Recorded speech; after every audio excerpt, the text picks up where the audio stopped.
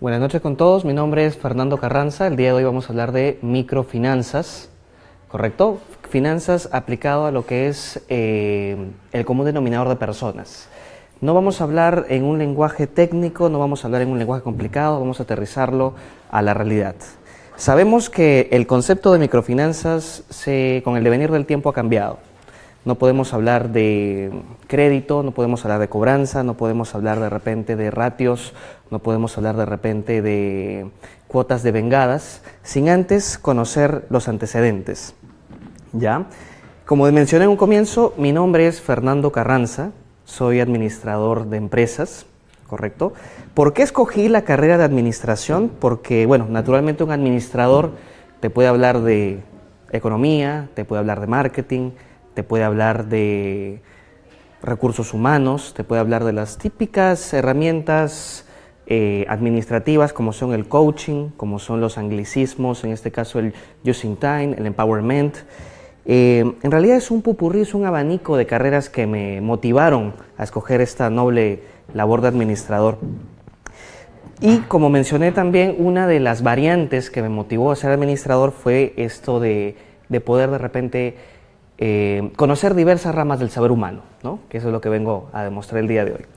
Veo bastantes caras conocidas. Kimberly, si no me equivoco, está por aquí presente. Bueno, en realidad agradecer aquí a todos los asistentes. Sin más que decir, vamos a comenzar oficialmente con el curso. El curso de hoy se llama Administración de Créditos y Cobranzas. Cuando hablamos de administración de créditos y cobranzas, debemos entender que existen directrices, existen políticas, existen dogmas.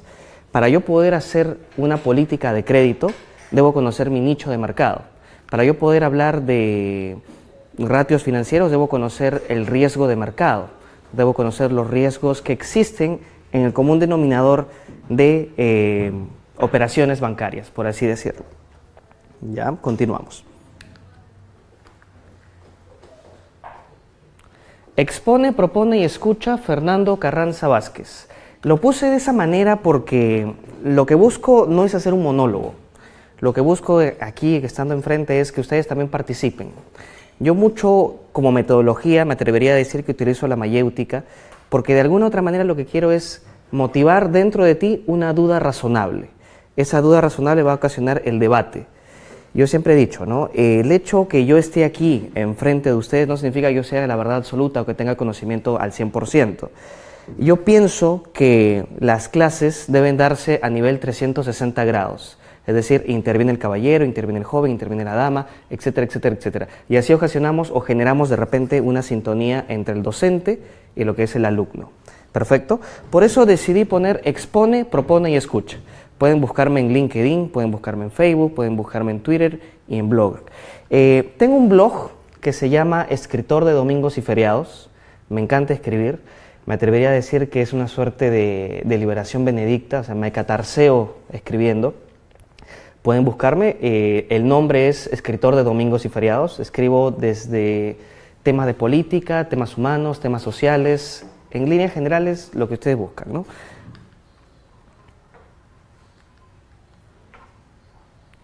Este es parte de mi perfil. Soy coach de negocios y consultor empresarial. Soy fundador de una empresa que se llama Solvo Solutions. Lo que te vengo a comentar el día de hoy, más allá de ser un artilugio de vanidad o decirte soy aquí, soy allá, lo que quiero o a dónde quiero enfocarme es que voy a tocar el tema desde un punto de vista empresarial, desde un punto de vista laboral, desde un punto de vista académico y desde un punto de vista personal. Yo siempre he pensado que el docente, el coach, el profesor o la persona que se para enfrente y se dirige a una multitud, naturalmente debe tener conocimientos que ha logrado con el devenir del tiempo. Yo no puedo decir, oye, soy capacitador, soy profesor, si es que no la he vivido o no la conozco. Una de mis historias favoritas, una de mis historias predilectas que siempre comento, es cómo se fundó, cómo se forjó Solvo Solutions, ¿ya? La empresa está formalmente constituida, pueden buscarla en la web, pueden buscarla en la SUNAR, pueden buscarla en la SUNAT, pueden buscarla donde ustedes deseen. La empresa se formó con una anécdota que usualmente comparto y es una de las vivencias que han marcado bastante mi experiencia laboral y mi experiencia como empresario, por así decirlo. Yo trabajaba en una entidad bancaria que por razones de ética profesional no voy a mencionar el nombre.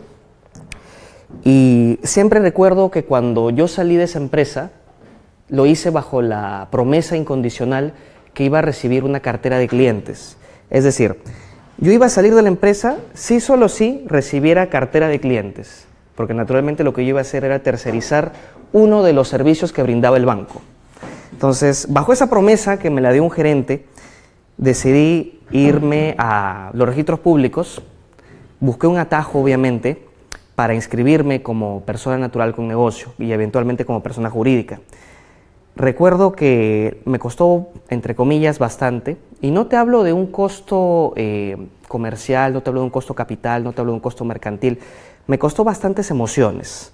Por eso yo siempre hablo del capital emocional. Es fácil invertir capital pecuniario, crematístico, es fácil invertir capital monetario, pero es más difícil invertir capital emocional, que ese fue el capital que yo invertí. Muchas emociones para poner tu empresa, ¿te das cuenta? Puse la empresa, la constituí, alquilé una oficina, compré mobiliario, hice X cosas. Esto es emprendurismo puro, chicos. Esto es una historia de emprendimiento pura y eventualmente no descarto la opción de repente de patentarla o escribirla en un libro, ¿ya? Porque es una historia muy bonita. Cuando yo tuve mi empresa formal, decidí buscar al gerente que me ofreció el servicio, que me ofreció la cartera de clientes. Cuando lo busqué, el señor me negó la cartera, me negó los clientes, me negó el servicio y me dijo: no te puedo dar la cartera de clientes o no te puedo dar mi tercería, no te puedo tercerizar el servicio porque sencillamente no me da la gana. O sea, me dejó tirando cintura con la empresa ya constituida. Y tú sabes que cuando eres un emprendedor y estás comenzando con tu empresa, lo que se te viene son los gastos fijos, los costos fijos, los costos variables y los costos semivariables. Entonces yo dije, wow, ¿qué hago? Tengo un elefante blanco, tengo una empresa cascarón, tengo una empresa que no está facturando y necesito mantenerla porque era mi sueño de ser un hombre emancipado y tener esta, entre comillas, libertad financiera. Entonces yo me vi en la obligación de buscármela como yo pudiera. Teniendo la empresa constituida que no facturaba, decidí dictar capacitaciones totalmente gratis. Comencé a dictar capacitaciones en la Municipalidad de Lima, en diversas municipalidades, en diversos colegios, en diversos asentamientos humanos. Viajé por todo el Perú, me iba a los cerros, incluso a capacitar. Y con el devenir del tiempo nació un sentimiento intrínseco dentro de mi fuero íntimo, dentro de mi fuero interno, que fue este gusto por la docencia, ¿no? Te hablo de hace unos 5 o 6 años atrás. Cuando ya tuve este gusto cimentado por la docencia, me di cuenta que tenía una suerte de beneficios colaterales. Por haber seguido mi pasión indirecta de capacitar, de dictar cursos, tenía una suerte de beneficios colaterales. Sin querer, sin yo darme cuenta, detrás de mí había logrado referencias comerciales, referencias personales, referencias académicas y hasta referencias laborales. ¿Te das cuenta? Entonces, eventualmente yo ya no tenía que ir a pedir cartera, ya no tenía que ir a pedir un servicio, sino la gente me llamaba a mí para ofrecerme los servicios, ¿te das cuenta? Y así comenzó Solvo Solutions, yo le digo Solvo, el apócope, ¿no? Tratando de resumirlo. Así comenzó Solvo como una consultora de capacitación y eventualmente una consultora de cobranzas.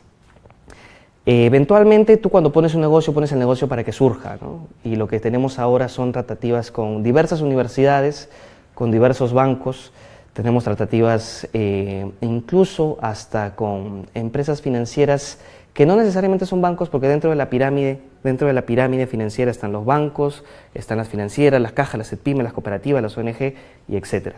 Entonces, eso es algo que me llena no de orgullo, sino me llena de bastante introspección. Introspección en el sentido de, wow, cerrar los ojos y mirar hacia adentro de ti mismo, ¿no? Esa es parte de mi historia. Dice así: esfuérzate por mantener las apariencias, que el mundo te abrirá crédito para todo lo demás. Esta frase la dijo Winston Churchill, el que dijo en algún momento sangre, sudor y lágrimas, uno de los héroes mitificados de la Segunda Guerra Mundial, y decidimos ponerle sus lentes. ¿Por qué? Porque es una frase que, entre comillas, tácitamente genera confianza. Yo recuerdo en unas ocasiones cuando iba a la esquina de mi casa a comprar X cosa me pedían, oye, no sé, una garantía, me pedían un aval, me pedían un fiador solidario. Pero eventualmente cuando tú ibas pagando puntual o demostrabas que eras una persona intachable y de honor, ya ni siquiera te piden garantía, ni siquiera te piden aval, ¿te das cuenta? Te hablo desde una latitud personal. Evidentemente en la calle es distinto, ¿no? Pero esta frase es bonita, ¿sabes por qué te digo? Porque la palabra crédito se resume a la palabra confianza. Cuando digo crédito, estoy hablando de latín, estoy hablando de lenguas romanas, etcétera, etcétera, pero se resume a la palabra confianza. Yo te voy a dar crédito, sí, solo si tú me generes confianza. Actualmente el sistema financiero te da crédito a sola firma, pero te va a pedir garantías, te va a pedir fiadores solidarios, te va a pedir garantes. Pero antiguamente no siempre fue así. Yo estoy seguro, y sin ánimo de dañar susceptibilidades aquí entre los presentes, había una frase que de repente las personas de 40, 50 años pueden dar fe de eso, que decía así: que la palabra valga más que la firma. Mira esa flor. Que la palabra valga más que la firma. Antiguamente era así. Tú dabas tu palabra y con tu palabra tenías u obtenías un crédito.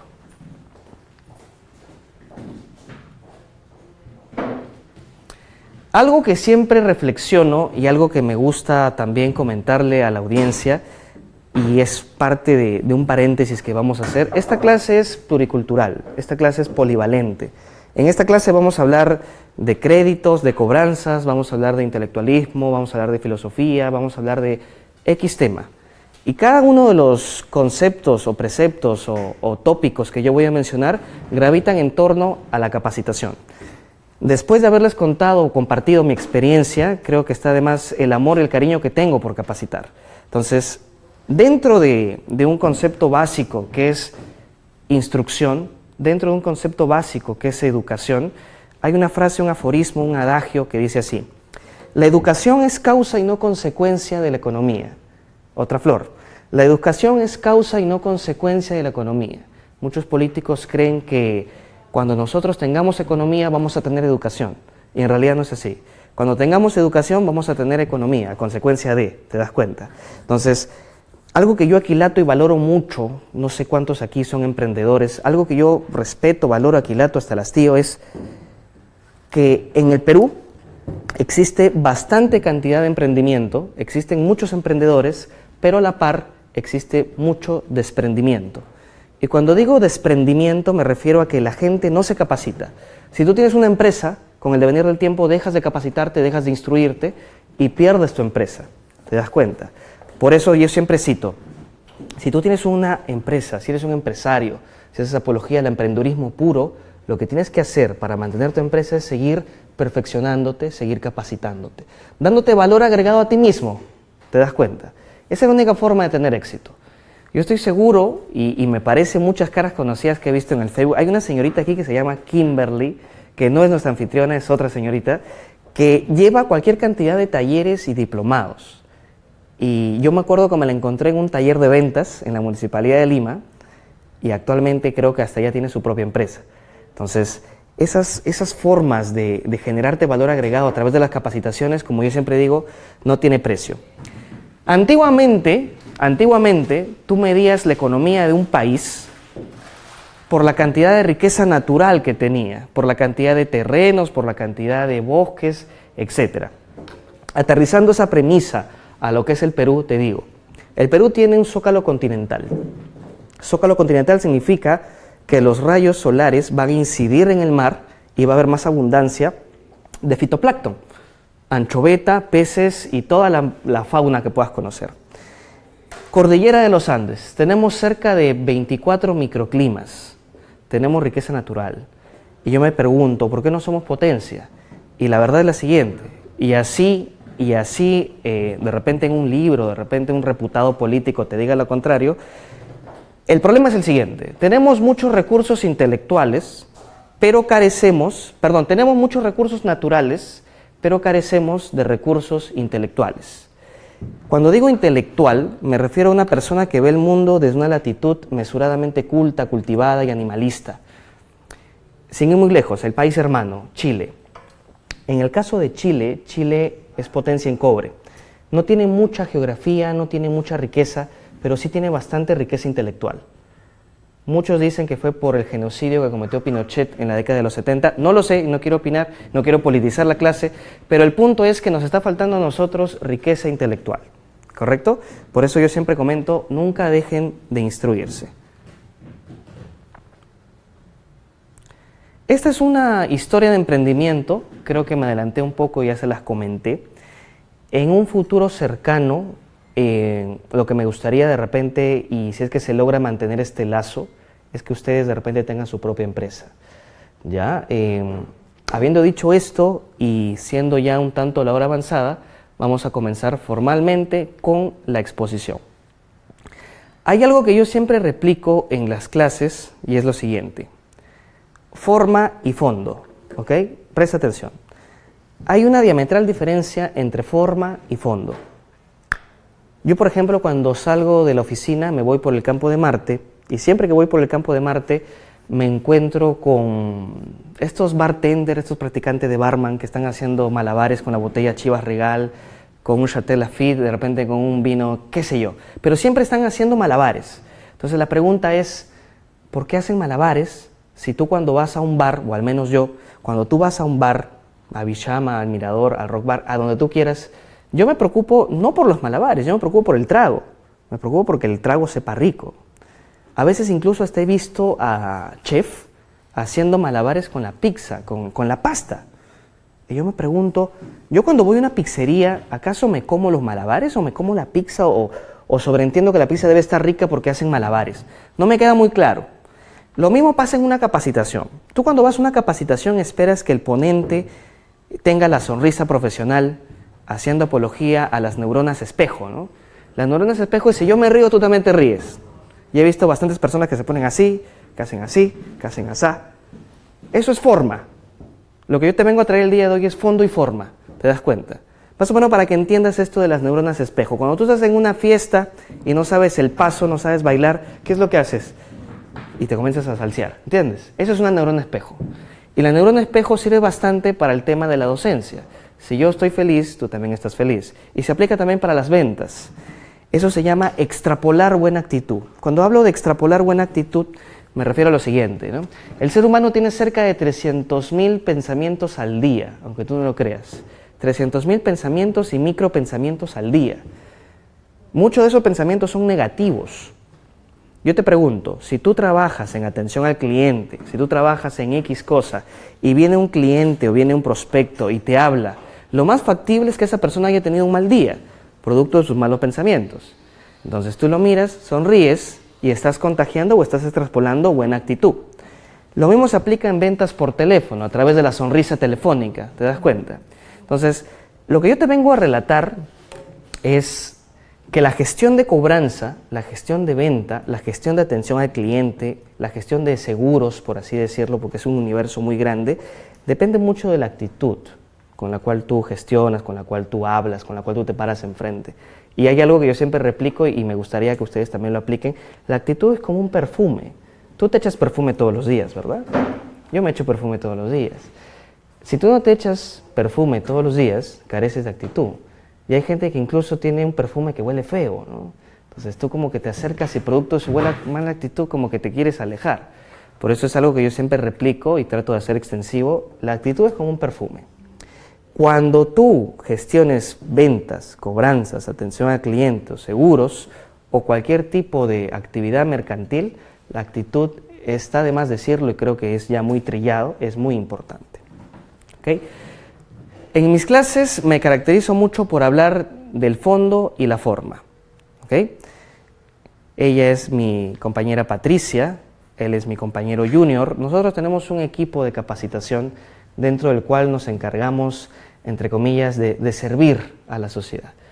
Dentro de capacitar, al margen de capacitar, por así decirlo, lo que llevamos es una suerte de conocimiento, ¿ya? Haciendo hincapié a la diametral diferencia que existe entre educación e instrucción. ¿Te das cuenta? Lo que llevamos es una simbiosis, una mezcla, un mix de ambos, educación e instrucción. Educación en valores, quizá, ¿no?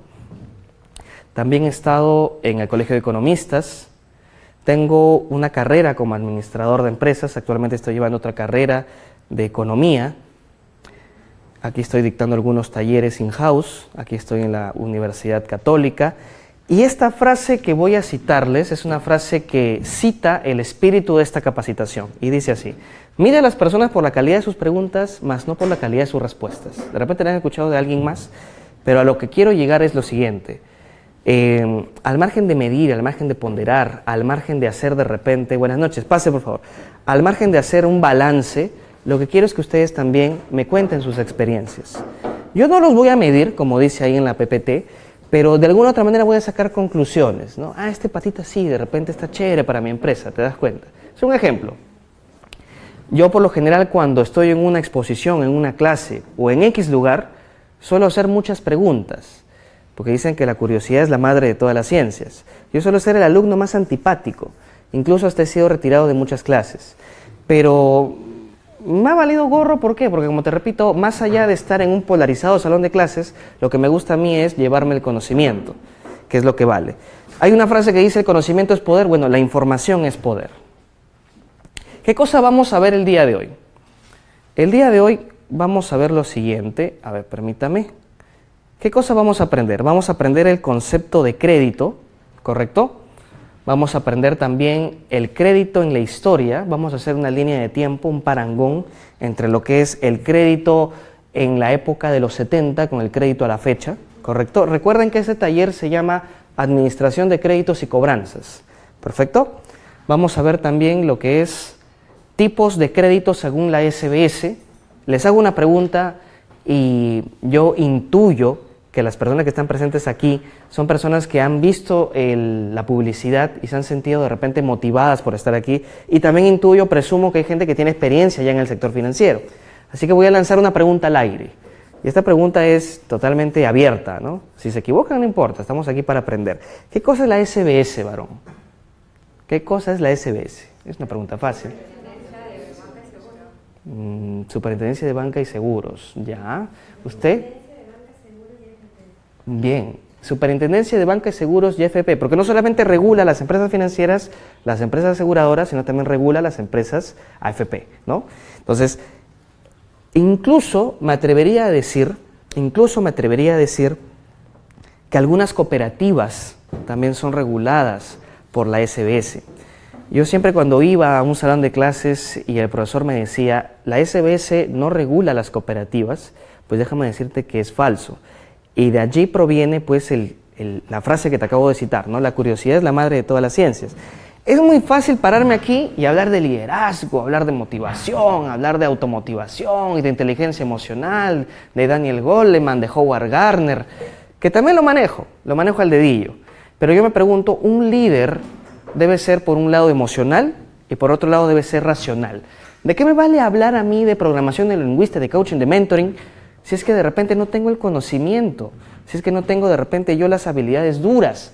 ¿Te das cuenta? Por eso hay que hacer un match entre lo que es habilidades duras y las soft skills, que también vamos a verlo aquí el día de hoy. Perfecto. Vamos a hablar de la SBS propiamente dicha, cuál es la amplitud que equipara a la SBS. Vamos a hablar de riesgo financiero. ¿Sabes por qué? Porque más allá del riesgo de crédito, hay un riesgo a nivel macro en el cual nosotros estamos inmersos, que se llama riesgo país. El riesgo país es, yo te pregunto, PPK y su anuencia. Anuencia es no está actuando. PPK es un fantasma desertor. ¿Por qué? Porque ya no está, te das cuenta. Yo te pregunto, esto de fenómeno del niño, yo te pregunto, este riesgo interbancario que genera la desaceleración económica, ¿no genera un riesgo país? Riesgo país es, las empresas dejan de invertir en nuestro país porque sencillamente creen que somos inestables. Eso se llama acidez en el mercado. Para que un país reciba inversión extranjera deben darse tres cosas: estabilidad jurídica, paz social y predictibilidad en las reglas de juego. Nosotros, naturalmente, es una antítesis, como dice César Hildebrand, el Perú equivale a la segunda ley de la termodinámica, la ley de la entropía, la ley del desorden. De repente es un poquito fatalista, un poco dramatizado, pero en este momento el riesgo país está por las nubes. En este momento las empresas no invierten, en este momento hay desaceleración económica, en este momento hay acidez en el mercado. ¿Te das cuenta? Entonces, eso también vamos a verlo el día de hoy. Vamos a ver políticas de crédito, porque como te repito, para tú vender un crédito, porque después de todo esto son ventas, tú para vender un crédito debes conocer el producto, ¿correcto? Y ese producto debe estar alineado a lo que es la necesidad del mercado, a tu target, a tu nicho, a tu mercado meta, a tu objeto mercado. Entonces, de alguna u otra manera, las políticas de crédito son los que nos dan la pauta para poder hacer una buena colocación. Si yo hago una buena colocación, evito la morosidad. ¿Te das cuenta? Vamos a imaginar que yo sea un mal vendedor de crédito, como tantos malos vendedores que hemos visto. Vamos a imaginar que yo he sido un mal vendedor de crédito. Esto es una piedra, ¿ok? Es una piedra enorme, pero como yo soy un mal vendedor de crédito, esa piedra enorme la voy a meter por un embudo. ¿Te das cuenta? Y el embudo es chiquitito.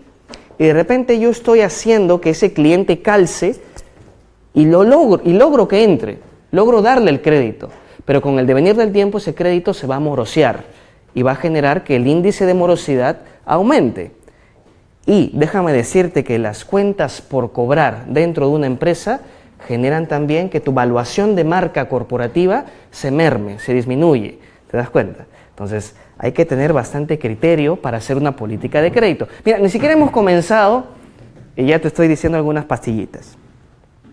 Vamos a ver también lo que es la política de cobranza, porque las políticas de crédito deben estar también para que la política de cobranza no exista, o sea, de repente un poquito más pequeña. Vamos a poner un ejemplo, ¿ya? Y de repente, para no extenderme mucho también, yo cuando trabajaba en Banco Azteca, lo dije, yo cuando chambeaba en Banco X, yo me acuerdo que iba a cobrar a los cerros. Yo comencé así, comencé cobrando en los cerros. Yo chambeaba en la curva de Chorrillos, que es una zona muy peligrosa. Entonces ahí me mandaban a cobrar a San Genaro, a Buenos Aires, de Villa, a Matelini, al Rico Túpac. Entonces yo con mi moto iba pues a cobrar al cerro San Genaro, que era un cerro alto. Yo iba a cobrar al San Genaro 1, al San Genaro 2, al San Genaro 3, que es un cerro más alto. Entonces me acuerdo cuando estaba con mi moto, había pues un cable con zapatillas amarradas. Entonces yo en mi mente decía, wow, aquí venden droga. Porque cuando tú encuentras zapatillas amarradas a un cable, no es que le están haciendo bullying al vecino, no, sino que ahí venden droga. No te imaginas que al vecino le sacan las zapatillas y ¡bah! No, no es así. O sea, ahí ves un punto de droga. Entonces seguí avanzando, un momento que era muy escarpado, ya no podía subir. Toqué la puerta del moroso, del deudor, y sale pues un pata tipo Daddy Yankee, con tajos en el cuerpo, sin polo. Y entonces yo dije, pucha, aquí perdí, ¿no? Ese fue lo primero que me vino a la mente, aquí perdí. Mi moto estaba abajo y estaba siendo rodeada por un montón de chiquillos. Dije, pucha, no, no te miento, o sea, sí me sentí mal. Entonces le digo, vengo a cobrarte, pues ya que podía decir, ¿no? Vengo a cobrarte, le digo, ¿no? Entre balbuceo y titubeo. Entonces el pata agarra y me dice, ¿por qué no viniste a cobrarme antes? Entonces ahí yo aprendí algo, que es una clase que siempre dicto. Aprendí la diferencia que existe entre voluntad y capacidad de pago. El pata tenía capacidad de pago, tenía plata, pero lo que no tenía era voluntad. De repente porque vivía en un cerro muy alto no quería bajar, no lo sé. Pero el punto es que aprendí esa clase, la aprendí con la vida, ¿te das cuenta? No la aprendí leyendo un libro. Y eso es algo que aquilato y valoro hasta el hastío. Vamos a ver también lo que es los tipos de garantía y vamos a hablar también de la bancarización y rebancarización. Hasta allí, ¿alguna duda, algún aporte, algo que quieran complementar de repente con su pericia, con su expertise profesional, algo que quieran decir? ¿Usted dónde trabaja? Bueno, soy asesora comercial en una empresa de bienes raíces. Ah, qué bien. ¿Usted? Estoy en una oficina técnica de ingeniería. Ah, ok. ¿Usted, señorita? Usted es contadora, creo. No contadora porque aún me falta terminar la carrera. Ah, ok. Pero estoy en el proceso y trabajo en Level 3. Oh, genial. ¿Hay aquí alguna persona que trabaja en banca, en cualquiera de sus variantes? Porque ahora hay banca chiquita, banca micro, banca, etc. Ninguna. Vamos a aprender entonces. Concepto de crédito. Señorita, lea por favor. Sí, usted. Deriva del latín credere, que significa creer o confiar. Muy bien. Como te dije en un comienzo, el crédito antiguamente se daba sin garantías y sin avales. Antiguamente. En el siglo VII a.C., tú pedías un crédito y te lo daban. No te pedían un aval, no te pedían un garante, no te pedían un fiador solidario. Lo que sí, cuando no pagabas te mataban. Eso sí, te lo digo. Entonces, es proporcional, ¿no? La falta de garantía con el castigo que se le daba al deudor. En algunos casos también te vendían como esclavo o se quedaban con tu esposa, ¿no? Entonces, hay un problema ahí de machismo inoculado desde años pues, antiguos, ¿no? Actualmente, cuando tú solicitas un crédito, en función al riesgo, te van a dar una tasa de interés preferencial o en función al riesgo te van a pedir X garantía.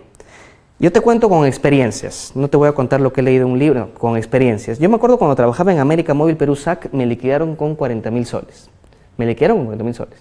Cuando yo toqué la puerta a pedir un departamento, porque quería comprarme un departamento de soltero, yo sé que todos quieren su departamento de soltero y de soltera, entonces yo fui a comprarme un departamento, ya no estaba trabajando, ¿correcto? Ya no tenía planilla, no estaba trabajando, me fui a Caja Sullana, y en Caja Sullana me pidieron 3 garantías, me pidieron garantía líquida, garantía inmobiliaria, y me pidieron garantía personal.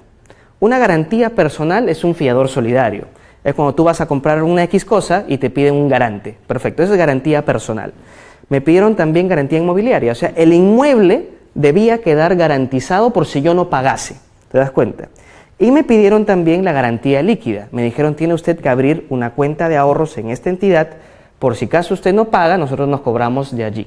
Me estaban pidiendo 3 garantías, la pregunta es por qué y la respuesta es tácita. Me estaban pidiendo 3 garantías porque yo representaba mucho riesgo, ¿te das cuenta? ¿Por qué? Porque ya no estaba trabajando, ya no estaba en planilla.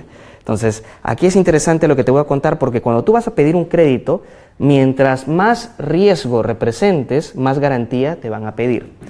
Yo he visto garantías o he visto tasas de interés leoninas de hasta 39%. Garantías, o mejor dicho, tasas de interés muy altas.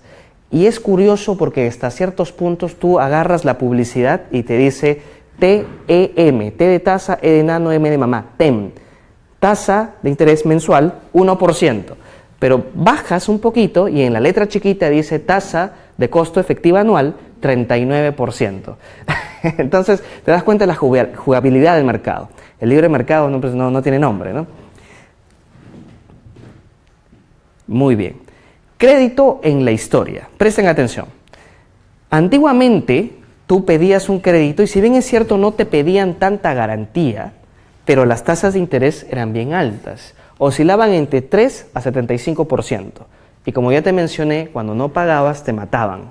Y no era una muerte rápida, era una muerte lenta. Aparece el banco e inicia el comercio marítimo. Esto fue en la Edad Media, ¿correcto? En la época colonial, siglo XVI, siglo XVIII, aparece el crédito como préstamo prendario. En la Edad Moderna se crea el Banco Italiano, hoy conocido como el Banco de Crédito del Perú, y hay una frase muy bonita que siempre cito: el Perú no es un mendigo sentado en un banco de oro, sino es un mendigo sentado en un banco de crédito, porque por ahí dicen que se ha logrado vender hasta el puerto de Mollendo. No lo sé, pero algo así dicen. Se funda la empresa de seguros RIMAC. Actualmente, la tasa de interés, y me apena no poder tener pizarra, pero sí les comento en líneas generales. A ver, les comento en líneas generales. A ver, gracias. Tú cuando pagas tu tarjeta de crédito, estás siguiendo un estilo de cronograma francés. Estás pagando capital, estás pagando interés, estás pagando seguro, y esto te da como resultado una cantidad X, ¿correcto? Esta es la ecuación. Esta es la ecuación, capital, interés más seguro. Esto da como resultado tu cuota mensual. En microfinanzas y en cualquier empresa financiera no se llega a vender la tasa, se llega a vender la cuota. Ellos te van a decir, la tasa de interés es esta, pero su cuota va a ser esta y va a estar en función al mercado.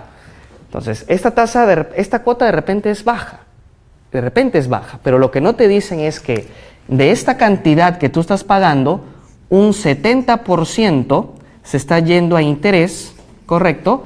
Y un 30% se está yendo a capital. Este estilo de cronograma se llama cronograma francés, ¿correcto? Entonces, hasta cierto punto es un poco paradójico. ¿Por qué? Porque los franceses no han tenido mayor militancia en lo que es la gestión de crédito, pero ese estilo de cronograma es un cronograma que se aplica hoy en día en el Perú. Cuando tú tienes un cronograma de 60 cuotas, la primera cuota, gran porcentaje de tu dinero se está yendo a capital y menos porcentaje más porcentaje se va a interés y menos porcentaje se va a capital. En la cuota 15ª o 26ª, la que tú quieras, ya cambia la cosa, porque el dinero que tú estás abonando en mayor proporción se va a ir a capital y en menor proporción se va a ir a interés. ¿Te das cuenta? Entonces, ese estilo de cronograma se llama cronograma francés. Estamos viendo lo que es un poquito la historia. Ahora quiero que presten atención a lo que les voy a comentar. La SBS, como mencioné hace un momento, es la Superintendencia de Banca y Seguros, y AFP. La SBS va a regular lo que son las empresas financieras, las empresas aseguradoras y las AFP. Me queda clarísimo. Pero acá hay una duda que subyace y es la siguiente. ¿Cuántos créditos existen según la SBS? Existe, según el mercado, infinidad de créditos, pero según la SBS existen cerca de 6 a 8 créditos, que los vamos a ver a continuación. Está el crédito corporativo, está el grandes empresas, medianas empresas, está pequeñas empresas, microempresas, consumo revolvente, consumo no revolvente y el hipotecario. Voy a dejarlo abierto por si la persona desea copiar, pero quiero detenerme en lo que son microempresas. Microempresas equivale a un microcrédito, microempresas equivale a microfinanzas. Las microfinanzas tienen su asidero histórico en la década de los 70, por un tal Muhammad Yunus, una persona que nació en Bangladesh, en la República Popular de Bangladesh, que circunda por la India. No voy a hacer un atlas ni hablar de geografía, pero lo que quiero decir es lo siguiente. Bangladesh es un país pobre, económicamente hablando pobre a nivel intelectual y a nivel natural, porque hay riqueza intelectual y hay riqueza mineral, según la Escuela de Viena de von Wieser, pero ese no es el punto. El punto es el siguiente. Las microfinanzas nacieron en un país pobre. El primer préstamo que se hizo a nivel de microfinanzas, correcto, estamos aquí, el primer préstamo que se hizo en microfinanzas equivale a la cantidad de $27 y fue destinado para unas damas, unas mujeres. Ese préstamo evidentemente tuvo retorno, muy poco retorno, pero fue el primer préstamo que se hizo a nivel micro en la historia. ¿Te das cuenta? Y eso estamos hablando de historia fáctica, historia real, que pueden buscar en el Dios Google. Hasta allí, ¿alguna duda o algo que quieran complementar, algo que quieran acotar, algo que quieran decir? Considerando que esta clase es más de administración financiera, créditos y cobranzas. No estamos hablando de marketing, no estamos hablando de ventas, no estamos hablando de algún tipo de anglicismo, ¿no? Porque ahora hasta el coaching creo que se ha vedeteado. Cuando digo vedeteado es que se ha emputecido. Y no sé si es lícito decirlo. Marketing aquí, marketing allá, coaching aquí, coaching allá. Estamos hablando de un concepto un poquito más fáctico, un poquito menos anglicismo. ¿Ninguna duda? Perfecto. Yo actualmente he patentado un concepto que se le conoce como microfinanzas 3.0 y estoy mezclando el marketing de Kotler, el 1.0, el 2.0 y el 3.0. Cuando hablamos de microfinanzas 3.0, que es un concepto que yo estoy patentando, es un concepto de le doy al cliente un crédito y también lo apoyo y también lo ayudo para que este crédito con el devenir del tiempo tenga retorno. Es decir, te doy el crédito pero también te capacito. Me preocupo por mi cliente y me preocupo por la sociedad en la cual vive. Es un crédito que se aterriza un poco más al marketing social, que lo estamos aplicando en la cooperativa TUMI y en la empresa Acceso Crediticio. Y con el devenir del tiempo quizás se viralice, pero eso es lo que yo llamo microfinanzas 3.0, que lo vamos a ver en un futuro.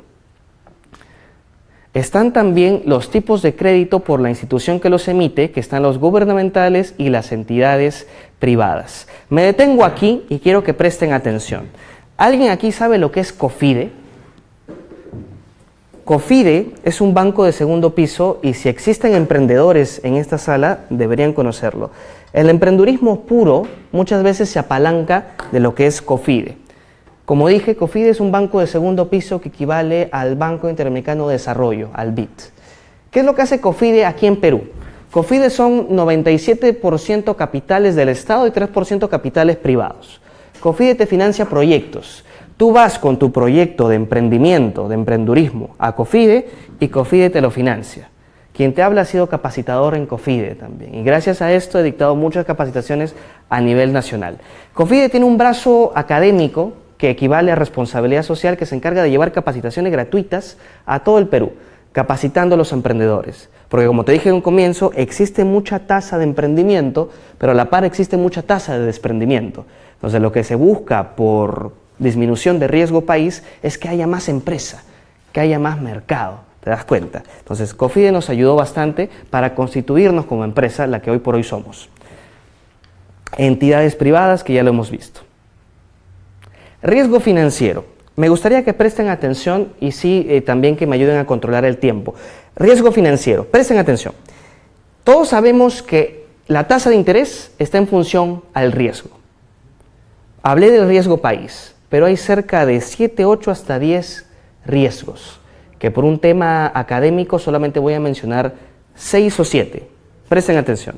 Está el riesgo de mercado, está el riesgo de liquidez, está el riesgo de reputación, está el riesgo operativo o el riesgo operacional, está el riesgo de crédito, está el riesgo legal y el riesgo de lavado de activos y financiamiento del terrorismo.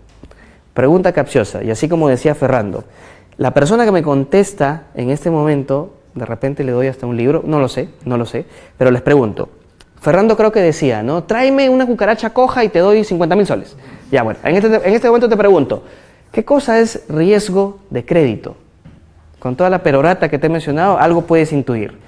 Y esto se trata de poder conversar, ¿no? No, el riesgo por la confianza que le estás dando a la persona. Tú eres venezolana, ¿eh? No, soy peruana. ¿Y por qué te... A ver, repite, ahora sí, repite. El riesgo por la confianza, con lo que intuyo de todo lo que es crédito. Pues, Claro, claro que sí. ¿Qué pasa si yo hago una mala evaluación? ¿Qué pasa si yo entrego un crédito a sola firma? Cuando tú le das un crédito a una persona con tantas facilidades, la persona no lo valora y posiblemente hasta no te pague. ¿Qué es lo que pasaba en la década de los 90 con los créditos a sola firma? Y gracias a eso la morosidad aumentaba. Estaban los hombres de amarillo, los que le cobraban a Chirino Soto.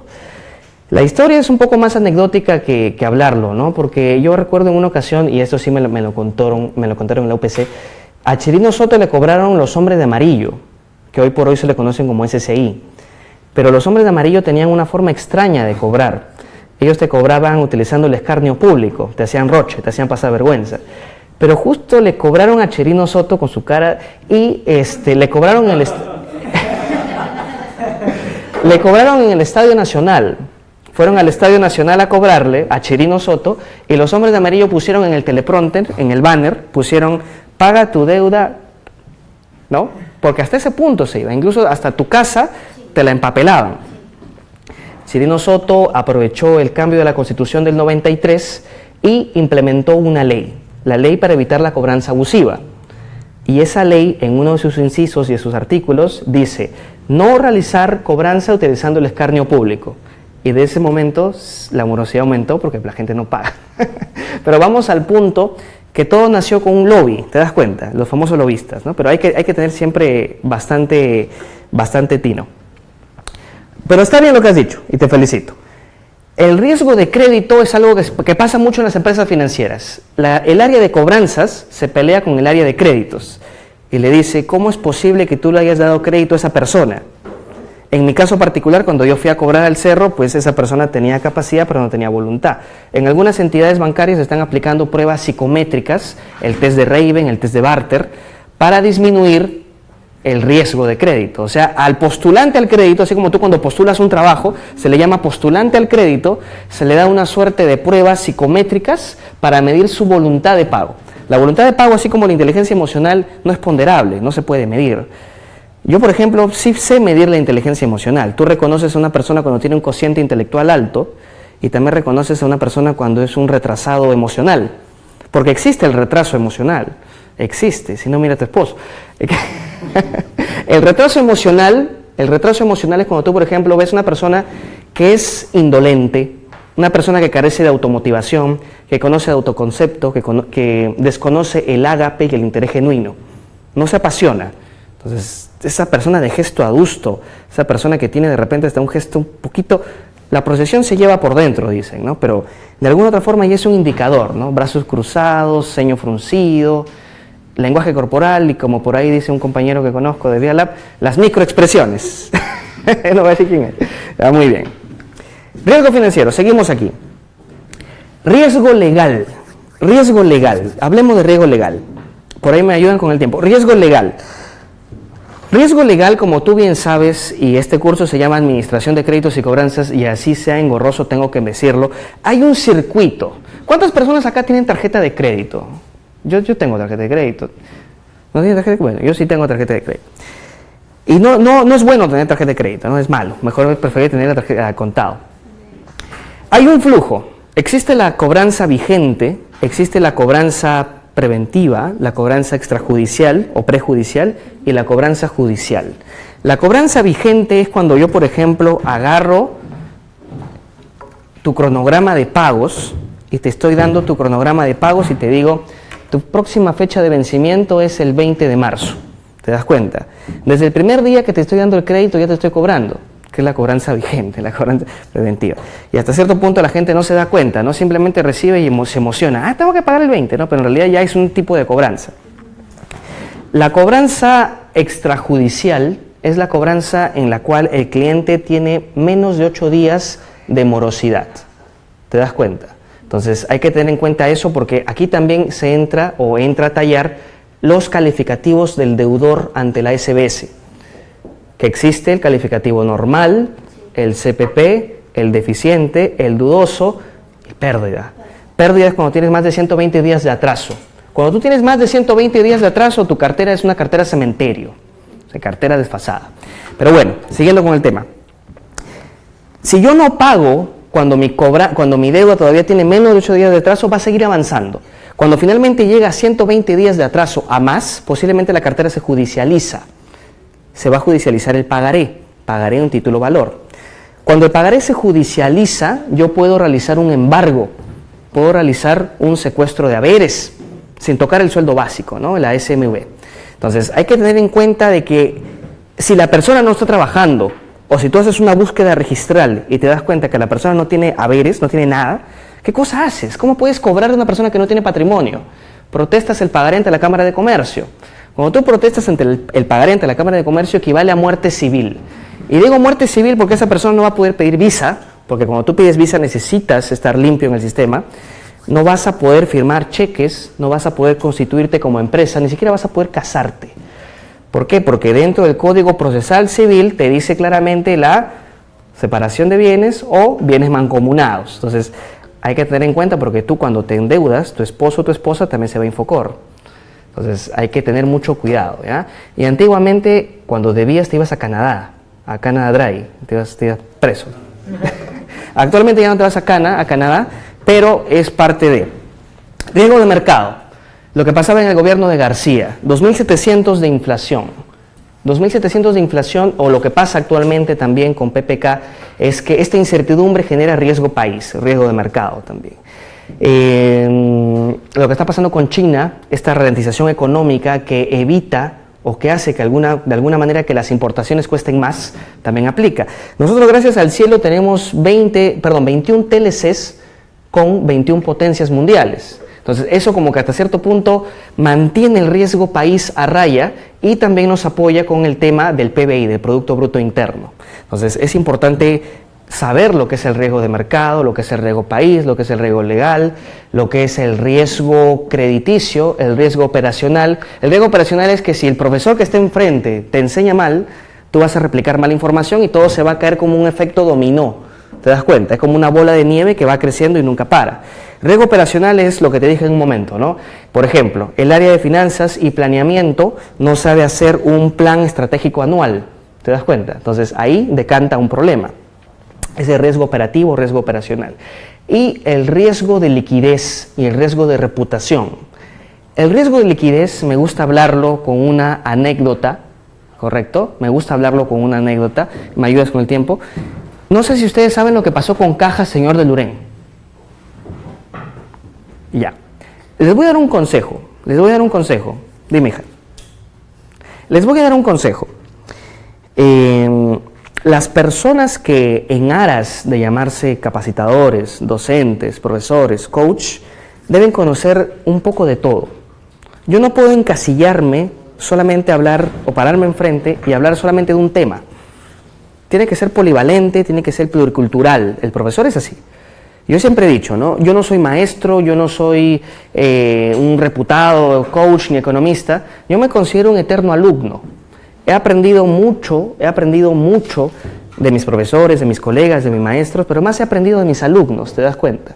Entonces, si tú dices, yo soy maestro y soy el gurú del marketing, ya llegaste a tu techo, pues ya no puedes avanzar, ya eres el gurú, pues. No, yo soy un alumno todavía. Tengo mucho por aprender, tengo mucho por enseñar, pero eso te permite seguir empapándote de conocimiento. ¿Qué pasó con Caja Señor de Lurén? Caja Señor de Lurén daba créditos a sola firma. No pedía muchas fortalezas para darte un crédito. Cuando yo te doy un crédito a sola firma, posiblemente tú no me pagues. Y cuando tú no me pagas, yo tengo que sacar dinero de mi provisión bancaria, que se encuentra en el Banco Central de Reserva del Perú, y debo colocarla en mis arcas para evitar que venga la SBS y me audite o me observe. Es fácil. Si yo te doy a ti un préstamo y tú no me pagas, tengo que ir al banco a sacar plata para seguir con mi billetera, ¿te das cuenta?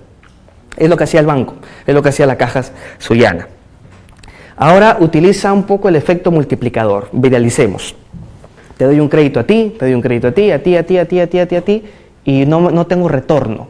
¿Qué cosa voy a hacer? Voy a ir al Banco Central de Reserva a sacar mis ahorros y ponerlos en mis arcas para que cuando venga la SBS, para la foto, estoy bien. Pero hubo un momento en que Caja Señor de Lurén no pudo hacer eso. Y le impactó la morosidad. Cuando la morosidad es más del 55% en una entidad financiera, la morosidad es como un virus, se mete, y cuando ya no la puedes sacar porque no tienes una política de cobranza, por eso que hay, y aunque tú no lo creas, hay algunas empresas que no tienen área de cobranzas. Cuando tú tienes una empresa financiera y tienes una política de cobranza inoperante, tu morosidad va a aumentar. Entonces, cuando aumenta la morosidad, las provisiones bancarias disminuyen. En Caja Señor de Lurén pasó eso. Pasó eso y vino la SBS, le quitó la licencia. Ahí tenemos un claro ejemplo de varios riesgos. Ahí pasó riesgo de crédito, riesgo operativo, riesgo legal, porque no tenía cómo cobrar legalmente, judicialmente no tenía retorno, y el riesgo de liquidez y el riesgo de reputación. ¿Por qué te digo riesgo de liquidez? Porque no tenía cómo pagar, no tenía cómo suplir. ¿Por qué te digo riesgo de reputación? Porque en determinado momento su gerente y su presidente del directorio a la fecha no pueden poner otra empresa financiera. ¿Te das cuenta? Aparte que ya nadie creería en la Caja Señor de Lurén. Algo así como que pasó con Clay, lo mismo. Entonces hay que tener en cuenta que a la fecha las acciones de Caja Señor de Lurén fueron vendidas a Caja Arequipa. Entonces es bastante el riesgo de reputación que acarrea, ¿no? O sea, ahorita sus gerentes están reputacionalmente hablando mermados, no tienen buena reputación, ¿te das cuenta? Entonces es importante eso, ¿no? Esos son los 6 riesgos o 7 riesgos que les he mencionado. ¿Hasta allí tienen alguna duda, alguna pregunta, no sé, curiosa que quieran hacerme? Dígame. Con respecto a, por ejemplo, yo invierto un poco mi dinero, ¿no?, en todo lo que es la bolsa. Ya. Entonces estoy manejando mi dinero para que este vaya y que se mueva, pues, en acciones, Okay. que es lo que estoy abarcando. Sí. Entonces, ¿cuál es el riesgo de alguna manera? ¿Cuál es, si esta empresa es peruana, si bien es cierto no está supervisada por Banquiseguro, pero sí la empresa al cual están mandando mi dinero sí está aprobada? Entonces, de alguna manera, yo no conozco bien, o sea, es por confianza que yo estoy dando mi dinero a la empresa, ellos lo mueven, pero yo no conozco. Estoy tratando de capacitar, pero no conozco bien el tema de papel, no es lo mío. Ok. ¿Qué riesgos son? Ya, para empezar, si yo fuera tú, hay que hacer un parangón. Te voy a contestar, pero te voy a hacer un parangón. Cuando tú depositas tus ahorros en una caja, te pagan intereses más altos. Cuando tú pides un préstamo en un banco, la tasa va a ser menor. ¿Okay? Eso te digo para que tengas conocimiento. Todas las empresas posiblemente estén inmersas en lo que te acabo de mencionar, el riesgo de mercado, el riesgo país. Muchas empresas estaban limitándose su inversión porque no sabíamos si iba a ganar Trump, si iba a ganar PPK, ¿te das cuenta? Y a esto hay que sumarle el fenómeno del niño y X cosas. Ahí tenemos también el claro ejemplo de riesgo de mercado. A la fecha, el Banco Central de Reserva tiene 3 o 4 funciones. Una de las funciones que tiene es administrar la reserva de oro y plata en el extranjero. también tiene la función de calcular o controlar la inflación y la deflación y la estanflación. Otra de las funciones que tiene el Banco Central de Reserva es limitar la tasa de interés interbancaria en un estado de inflación. Por ejemplo, vamos a imaginar que ahorita nuestra inflación sea la de Alan García, 2.700%. Lo que va a hacer el Banco Central de Reserva es a todos los bancos decirles, suban su tasa de interés, súbanla. ¿Para qué? Para que ningún cliente como tú o como yo, como ningún prospecto, pueda acceder a un crédito. Porque si accedemos a un crédito con tanta inflación, vamos a volver un cuello de botella. Otro ejemplo, lo que pasó con China, la ralentización económica y la subida de la tasa de interés interbancaria en Estados Unidos. Entonces, eso puede impactar directamente con la bolsa, ¿ya? Yo no muevo o no veo negocio haciendo movimientos bursátiles. Yo si fuera tú, de repente, no sé, ahorraría. Depende también si es macro o micro lo que tú quieres hacer. Pero yo he visto y no, o sea, no me hablen ni de fondos mutuos, no me hablen ni del tema bancario, que he colocado dinero ahí, pero que ha ganado en un año, ha ganado poquísimo. Entonces he visto que por este medio, en verdad, mi dinero, en verdad... ¿Está ganando? Sí, claro. Está ganando, oye, qué bueno. Entonces, pero sí, siempre hay un riesgo, pues como dicen, a mayor riesgo. No, pero ellos tienen un seguro. Ellos tienen un seguro que se llama el FDPS, que te cubre hasta 94.000 soles. Así que por ese lado no te preocupes. Sí, ellos tienen un seguro que se llama el FDPS, que es el seguro de fondo de pensiones, que te cubre hasta 94.000 soles. Así que por ese lado, si no tienes más de 94.000 soles, te estás normal. No te preocupes. Bien, vamos a continuar. Quiero calcular los tiempos. ¿Está bien, verdad? Perfecto. Antes de continuar, y como este tema es un poquito engorroso, porque es un tema complicado, quiero que mires a tu compañero de al lado, si el que está haciendo cositas con su celular, mira a tu compañero de al lado, tu compañera aquí, tú estás ganado, pero vamos, ¿sí? Mira a tu compañero de al lado y dale un abrazo, ¿ya? Mira a tu compañero de al lado y dale un abrazo, dale un apretón de manos, porque todavía tenemos, o bueno, todavía deberíamos continuar. Es más, me gustaría de alguna otra manera que saquen una hojita, si es que se puede, las personas, saquen una hojita y me gustaría que la doblen y coloquen su nombre para dirigirme a ustedes en función a su nombre, ¿ya? Yo sobreentiendo que están trabajando, vienen desde lejos, sobreentiendo también que están despiertos desde muy temprano, déjame decirte que yo también, entonces, el tema es bidireccional,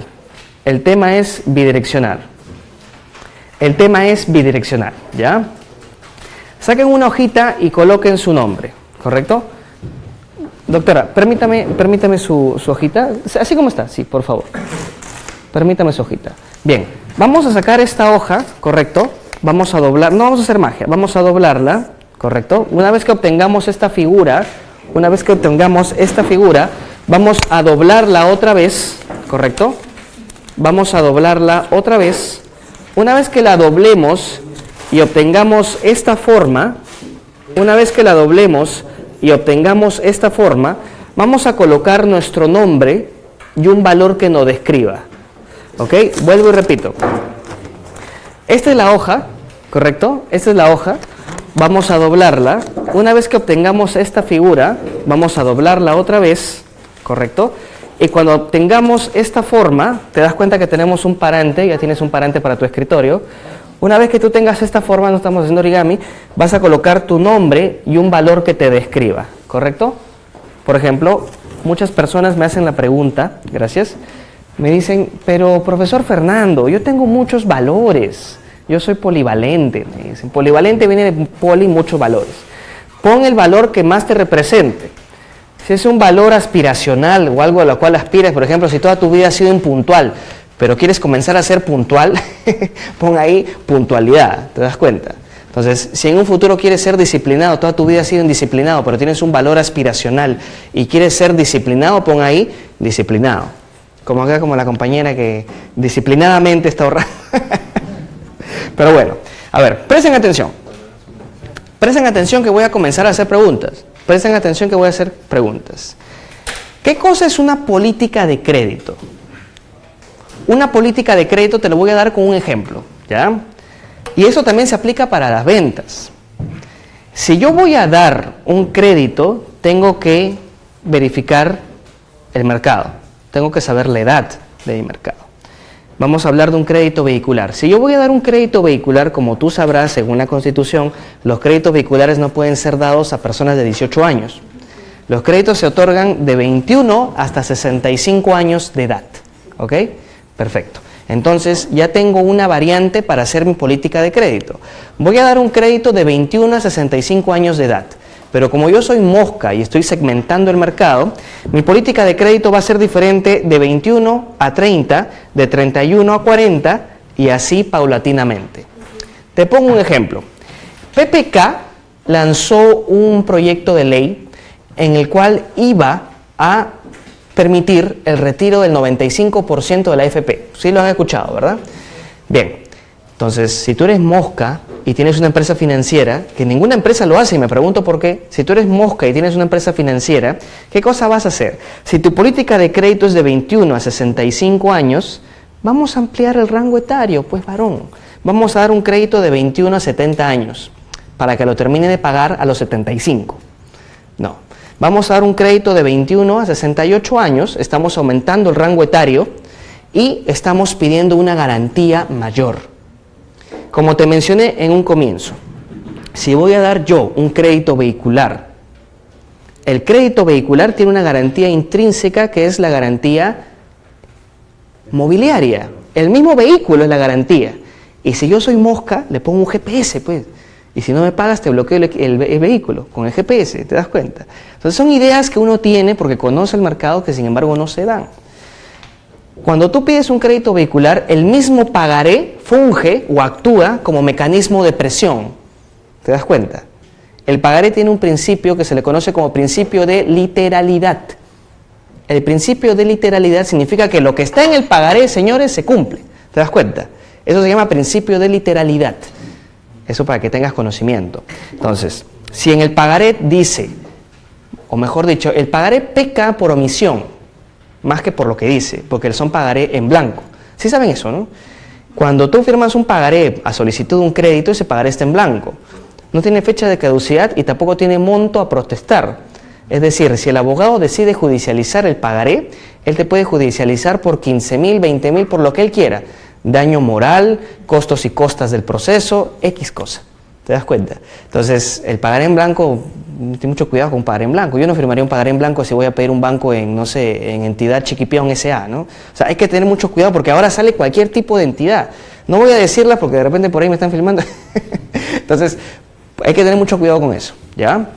Bien, una política de crédito, señorita Lourdes, ayúdeme con la lectura, por favor. ¿Qué es una política de créditos?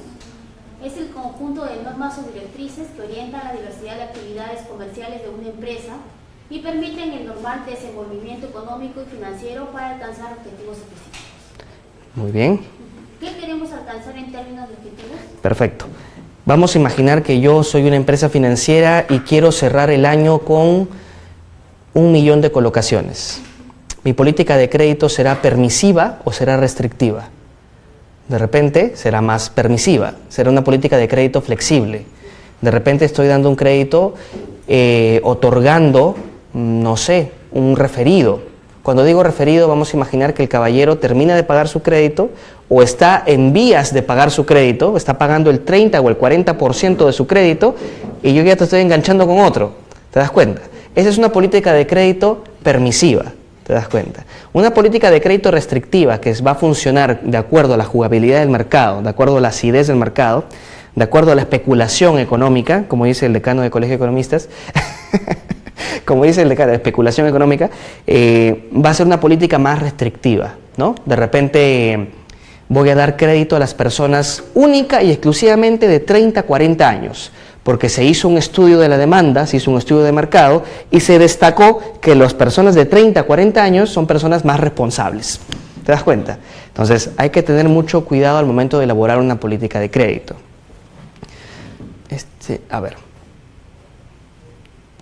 Esto es lo que mencioné en un comienzo, ¿ya? Y estoy haciendo un pequeño paréntesis. Estaba escuchando a Hernando de Soto decir que el riesgo país ha aumentado debido a esto de los temas de corrupción, los presidentes, expresidentes, etcétera, etcétera. Y es verdad, ¿ya? Existe un estigma, existe una suerte de diabolización con el ciudadano de Sudamérica. O sea, de que a ti te tilden como corrupto, como falta de disciplina al momento de hacer X cosa, impacta también a nivel micro y a nivel macro. ¿Sabes por qué te digo por qué? Porque a nivel macro, perfecto, la corrupción, pero a nivel micro han entrado cerca de 800.000 morosos en el sistema financiero peruano. Diciembre del 2016, enero del 2017, 800.000 morosos en el sistema financiero peruano. Entonces, la pregunta es, ¿estamos honrando nuestras deudas? ¿Estamos honrando nuestros valores? No, no es así. Está bien que tengas deuda, todos tenemos deuda, pero una cosa es tener deuda vencida. ¿Entiendes? Cuando yo tengo deuda vencida, pues olvídate, ¿no? Entonces hay que tener mucho cuidado con esto porque a nivel macro, perfecto, Sudamérica tiene la tilde de que es un país o es una región, es un continente, huelgas por aquí, corrupción por acá, perfecto. Pero a nivel Perú, nosotros tenemos un indicador que es la morosidad. O sea, el peruano, aparte de ser impuntual, y esto es una visión un poco dramatizada, ¿ya? Y te digo por qué el peruano, porque yo cuando estaba en Japón, me acuerdo que 8:30 es 8:30. El japonés es muy literal. Tú le dices al japonés, oye, estoy llegando y ya está saliendo fuera de la puerta. En cambio, en el caso del sudamericano es totalmente distinto. Entonces, hay que tener mucho cuidado con el riesgo país. Eso también impacta. A ver. Reflexión. Necesidades infinitas y recursos limitados. Algo que siempre digo y algo que siempre... Faltan esta PPT y 2 slides más y terminamos. Necesidades infinitas y recursos limitados. Quiero que me miren porque ya estamos a punto de cerrar el taller, pero quiero que me miren bien. Dentro de la pirámide financiera, en la punta están los bancos. Más abajo están las cajas. Más abajo están las empresas financieras, como por ejemplo Financiera 1, que pertenece a Intercorp, es un ejemplo. Más abajo de las financieras pueden estar las cajas rurales, qué sé yo. Y más abajo están las EPIMES. Y más abajo de las EPIMES están las ONG. Y más abajo de las ONG, ya no estamos hablando de una pirámide, sino de un rombo, creo. Más abajo de las ONG están las cooperativas de ahorro y crédito. Cualquier entidad que sea regulada por la SBS utiliza 5 calificativos, que es el calificativo normal, CPP, deficiente, dudoso y pérdida. Actualmente se ha lanzado una propuesta de valor para darle crédito a las personas que están en Infocor. Te parecerá extraño, pero sí es verdad. En Infocor van los malos pagadores, ¿cierto? Falso. ¿Quién dijo no? Muy bien. ¿Pero quién dijo no? Eso quiero ver. Usted. A ver, repito. ¿Quién dijo no? ¿Usted? No. Muy bien. En Infocor no solamente están los malos pagadores, también están los buenos. Están los buenos y los malos. Todo lo que genera credit score o historial crediticio está allí. Perfecto. Hay personas que no tienen historial crediticio. Y hay personas que tienen o han tenido un mal historial crediticio y actualmente están infoqueados. Vamos a hacer 2 ejemplos. Y con esto cierro. Vamos a hacer 2 ejemplos. Vamos a imaginar que la señorita Sheila Tenorio, no sé quién es, vamos a imaginar que Sheila Tenorio nunca ha tenido crédito en su vida. Ella nunca ha solicitado un crédito. ¿Ok? Vamos a imaginar que Sheila Tenorio ha vivido siempre pagando el contado. Pero un día de estos ella decide pedir un crédito. La pregunta es, ¿le darán crédito o no? Tiene 30 años. No le dan. Posiblemente no le dan. Perfecto. Pero tenemos a Fernando Carranza, que está infoqueado, está mal, está hasta el queso, pero va a solicitar un crédito, ¿correcto? Y sí le dan. La pregunta es, ¿por qué? Habla más fuerte, esta es famosa, mira, te están filmando. A ver, 1, 2, 3. ¿Por qué? Tiene un historial crediticio anteriormente, ¿no? Que bien. Entonces, ya no es lo mismo que con Sheila, que no tiene un historial crediticio, Ok. no tiene cultura De pago. Ya. No tenemos claro su comportamiento de pago. tenemos claro su comportamiento. No sabemos si va a pagar o no va a pagar. Exacto. Ya. Muy bien. Muy bien. Hasta lo que han mencionado está muy bien. Pero también hay que ver si me estoy dirigiendo a microfinanzas. El ejemplo que tú me has mencionado aplica más para microfinanzas, porque las microfinanzas no se presentan como competencia directa de un banco, sino como una opción. Perfecto. Pero vamos a hablar ahora de la entidad financiera más fuerte. Vamos a hablar de un banco. En un banco X, con toda la nomenclatura, un banco X, te puede dar un crédito si estás en Infocor, pero te va a poner una condicionante. Te va a decir que tu calificativo crediticio ante Infocor no esté reportado con más de 2.500 soles de deuda. Si tú tienes más de 2.500 soles de deuda, la entidad financiera, el acreedor bancario al cual tú le debes, te puede cobrar judicialmente. ¿Te das cuenta? Entonces, pero los bancos son moscas y dicen, si yo le doy crédito a esta persona, lo más factible es que termine de pagar el crédito actual y no termine de pagar el crédito anterior. ¿Te das cuenta? Entonces hay que tener bastante criterio, y esto lo ven los jefes de producto. Los jefes de producto son los famosos marqueteros del mundo financiero. Los jefes de producto son las personas que estudian la demanda, estudian el mercado, que ven el tema de la segmentación, pero a nivel macro, a nivel financiero. ¿Te das cuenta? Quiero cerrar ya el taller, ¿correcto?, con una frase que siempre aplico, y es en realidad una especie de historia que siempre comento. Para ver microfinanzas, para hablar de marketing, para hablar de ventas, para hablar de coaching, para hablar de cobranzas, para hablar de SST, de legislación laboral, de derecho laboral, de todas las ramas del saber humano, porque presumo que aquí se han parado grandes exponentes, hay que tener algo que siempre digo, ¿no? Y te lo voy a contar con una historia. Algo que siempre te digo. Había un hombre que estaba en un hotel con una mujer. ¿Ok? Escucha esta flor. Había un hombre que estaba en un hotel con una mujer. ¿Saben lo que es la petite mort? La petite mort es la pequeña muerte. La pequeña muerte es el estado posorgásmico que experimenta el hombre y la mujer, ¿correcto? Esos 30, 40, 60 segundos que dicen te llevaré al cielo, eso que dice Nicky Jam y Olga Tañón, perfecto. Eso se llama petite mort. La petite mort es cuando pierdes la razón mientras tienes un orgasmo, en otras palabras. Muchas personas, después de la petite mort, así se cree, petite mort, en francés, ¿qué les da? Les da hambre, ¿verdad? Algunas personas, después del orgasmo, les da ganas de fumar un puchito, otros se quedan dormidos. No sé, por ahí te ríes, ¿no? Si te reconoces. Muy bien. La cosa es que después de la petite mort, esta pareja le dio ganas de comprar una pizza. Y pidieron una pizza. Llamaron a Domino's Pizza, viene Domino's Pizza, trae el POS, porque era pizza, ¿no?, con servicio en la habitación. Señor, pague. El señor saca su tarjeta y paga con su tarjeta de débito.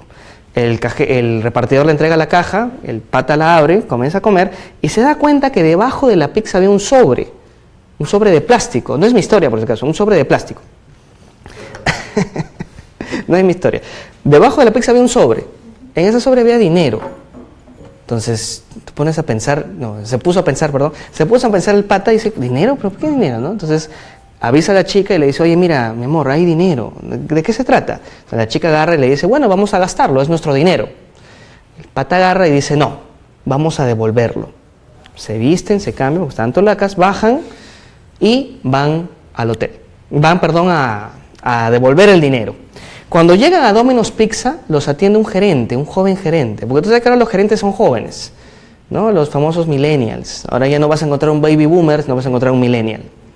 Que a veces juega en contra, porque yo he tenido gerentes jóvenes sin la más mínima razón de ser, ¿no? O sea, ahora todos son gurús, ahora todos son gerentes. O sea, como que ya se ha perdido un poco eso, ¿no? Antes te costaba un poco más, ¿no? Yo no soy viejo, pero a veces me ha tocado gerentes más jóvenes que yo o jefes más jóvenes que yo y la experiencia es vital, ¿no? Bueno, entonces el joven gerente le dice, oye, gracias por devolverme el dinero, voy a tomarte una foto para que salgas en el Hall of Fame, en el Salón de la Fama. El pata agarra y dice, no quiero comentarme fotos, si quieres dame una pizza más, pero no me tomes foto porque, ¿no? ¿Qué falta? El gerente insiste, no, lo que tú has hecho es devolver el billete y me parece genial. Vamos a tomarte una foto para que salgas en la tele, en el periódico, en X cosa. Entonces, el pata se niega, no acepta, y el gerente, ante la insistencia, ¿no? Porque estaba muy insistente, el pata agarra y le dice, mira, la mujer con la que he estado en el hotel no es mi esposa. La mujer con la que he estado en el hotel no es mi esposa. ¿Y tú quieres tomarme una foto?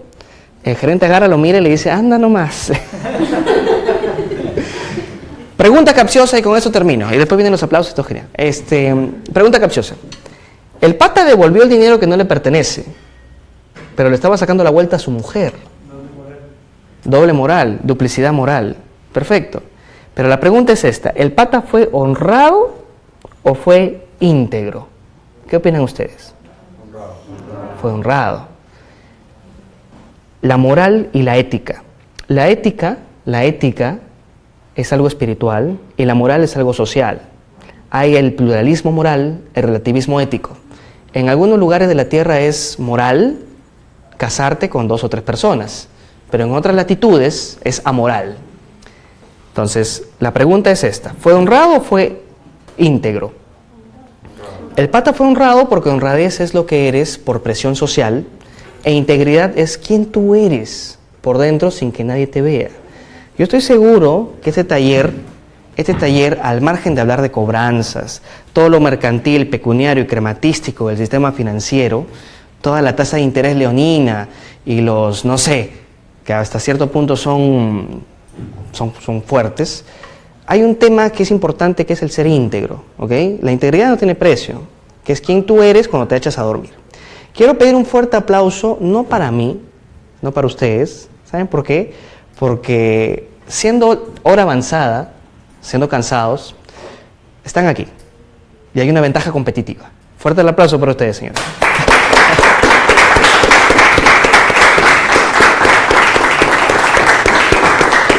Ahora sí. Gracias. Voy a tomar agua.